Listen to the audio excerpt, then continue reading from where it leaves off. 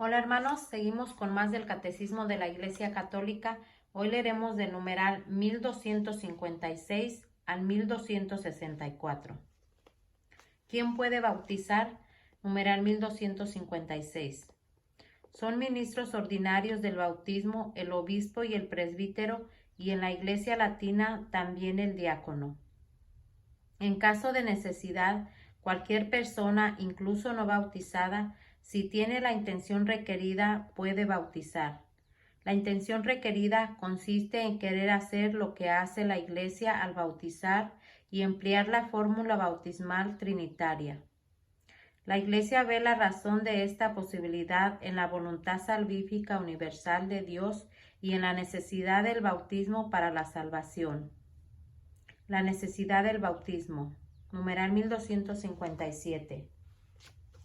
El Señor mismo afirma que el bautismo es necesario para la salvación. Por ello, mandó a sus discípulos a anunciar el Evangelio y a bautizar a todas las naciones.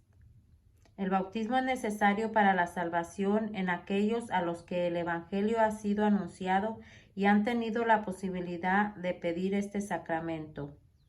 La Iglesia no conoce otro medio que el bautismo para asegurar la entrada en la bienaventuranza eterna. Por eso, está obligada a no descuidar la misión que ha recibido del Señor de hacer renacer del agua y del Espíritu a todos los que pueden ser bautizados. Dios ha vinculado la salvación al sacramento del bautismo, pero su intervención salvífica no queda reducida a los sacramentos. Numeral 1258. Desde siempre, la Iglesia posee la firme convicción de que quienes padecen la muerte por razón de la fe, sin haber recibido el bautismo, son bautizados por su muerte con Cristo y por Cristo. Este bautismo de sangre, como el deseo del bautismo, produce los frutos del bautismo sin ser sacramento. Numeral 1259. A los catecúmenos que mueren antes de su bautismo, el deseo explícito de recibir el bautismo, unidos al arrepentimiento de sus pecados y a la caridad, les asegura la salvación que no han podido recibir por el sacramento.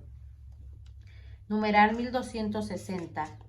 Cristo murió por todos y la vocación última del hombre es realmente una sola, es decir, la vocación divina. En consecuencia, debemos creer que el Espíritu Santo ofrece a todos la posibilidad de que, de un modo conocido solo por Dios, se asocien a este misterio pascual. Todo hombre que, ignorando el Evangelio de Cristo y su Iglesia, busca la verdad y hace la voluntad de Dios, según él la conoce, puede ser salvado. Se puede suponer que semejantes personas habrían deseado explícitamente el bautismo si hubiesen conocido su necesidad. Numeral 1261. En cuanto a los niños muertos sin bautismo, la Iglesia solo puede confiarlos a la misericordia divina, como hacen el rito de las exequias por ellos. En efecto, la gran misericordia de Dios, que quiere que todos los hombres se salven, y la ternura de Jesús con los niños, que le hizo decir: dejad que los niños se acerquen a mí, no se los impidáis. Marcos 10, versículo 14. Nos permiten confiar que haya un camino de salvación para los niños que mueren sin bautismo.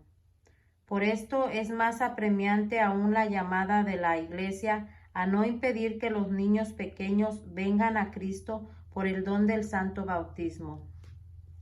La gracia del bautismo. Numeral 1262. Los distintos efectos del bautismo son significados por los elementos sensibles del rito sacramental. La inmersión en el agua evoca los simbolismos de la muerte y de la purificación, pero también los de la regeneración y de la renovación. Los dos efectos principales, por tanto, son la purificación de los pecados y el nuevo nacimiento en el Espíritu Santo. Para la remisión de los pecados. Numeral 1263. Por el bautismo, todos los pecados son perdonados, el pecado original y todos los pecados personales, así como todas las penas del pecado, En efecto, en los que han sido regenerados no permanece nada que les impidan entrar en el reino de Dios, ni el pecado de Adán, ni el pecado personal, ni las consecuencias del pecado, la más grave de las cuales es la separación de Dios. Numeral 1264. No obstante, en el bautizado permanecen ciertas consecuencias temporales del pecado, como los sufrimientos, la enfermedad, la muerte o las fragilidades inherentes a la vida, como las debilidades de carácter, etc., así como una inclinación al pecado que la tradición llama concupiscencia o fomes peccati. La concupiscencia dejada para el combate no puede dañar a los que no la consienten y la resisten con coraje y por la gracia de Jesucristo. Antes bien, el que legítimamente luchare será coronado. Segunda de Timoteo 2, versículo 5. Bueno, hermanos, por hoy es todo. Seguimos con más del Catecismo de la Iglesia Católica. Dios los bendiga.